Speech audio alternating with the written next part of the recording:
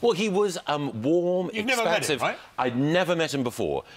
The only impression that I had of Donald Trump was the impression that most of us have from the TV screen, this big, bombastic personality. When you actually meet him, yes, he is an electric figure, charismatic, but also he's warmer. As you know, Piers, you've met him close up than you'd imagine. And even though the personality that you get from Twitter and from the press conferences is aggressive, in person, then he has honeyed words for almost everyone. So Angela Merkel, Germany's Chancellor, while he was very critical of her policies, very complimentary about her as an individual, the other thing is it's clear he's looking forward to meeting Theresa May. He had very warm words about her and about Britain generally. And crucially, what he said in that clip there, which is the main thrust, obviously, of the Times coverage today, was that unlike Obama, who really didn't ever give the impression of liking Britain very much, he said if we left the European Union, we'd be back at the queue.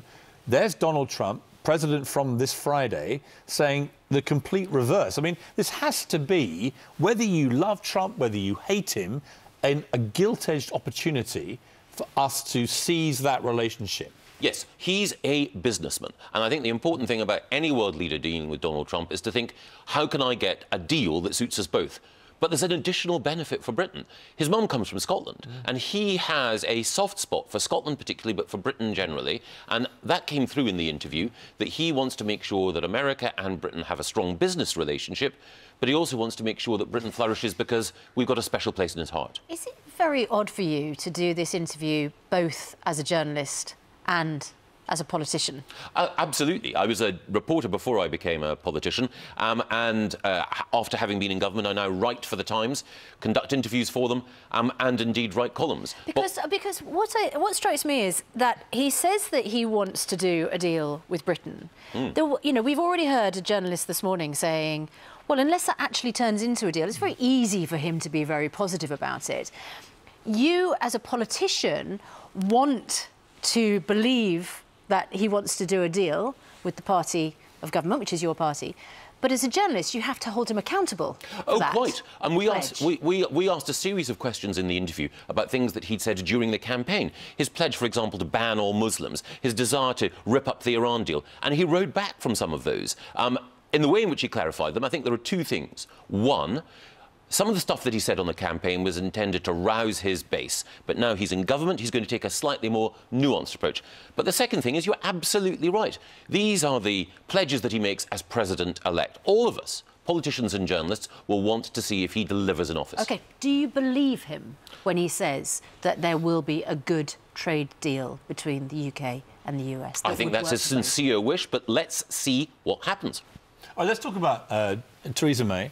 Tomorrow she's going to finally lay out her plans, very much the version of the parody speech that you wrote in the Times on Friday, which is this, you know, we're all in. Yes. We're basically throwing everything on red, right? Now, it's a gamble. We know this. Nobody really knows how this will play out.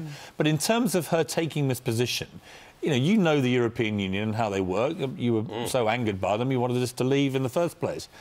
How will all this go down with the European Union?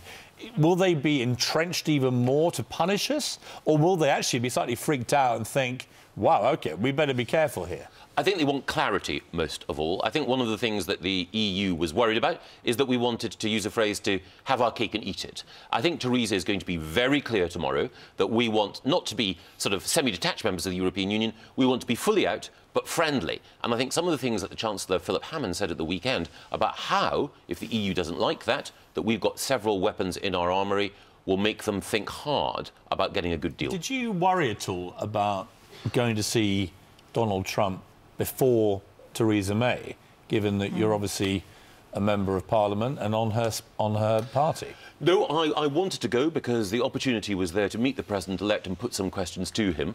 But I also think that he spoke well of Theresa May, and I think his anxiety to do a quick trade deal and the warmth that he directed towards the Prime Minister is a sign that the relationship between Theresa and Donald Trump would be good. I talked to her team after I'd done the interview. And has she spoken to you since? I haven't spoken to Teresa, no, I've spoken to her team. I mean, do you get a feeling she'll be annoyed, or will she No, be okay? I think that she will be pleased that the next President of the United States has such a high regard for her, her office, this country, and really does want to be on the same page as her. Because she, when she was Home Secretary, was very critical Yeah. of Donald Trump, particularly in the wake of what he said about Muslims, particularly in the wake of what he said about London. Parts of London being so radicalised that there are no-go areas where metropolitan police officers are afraid of going. And Yes. she said he doesn't understand the UK. Well, one of the things that's striking about President-elect Trump is that,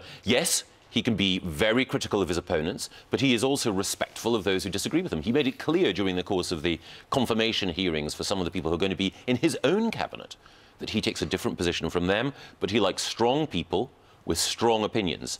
He's ultimately a businessman and a deal maker. He is, yeah. And ultimately, what he will do is in the best interests of America, and he thinks it's in the best interests of America to get a good deal with the UK. And that's why people worry about this promise of a good deal with the UK, because if it's going to be in the best interests of America, how could that also be in the best interests of the UK? Surely.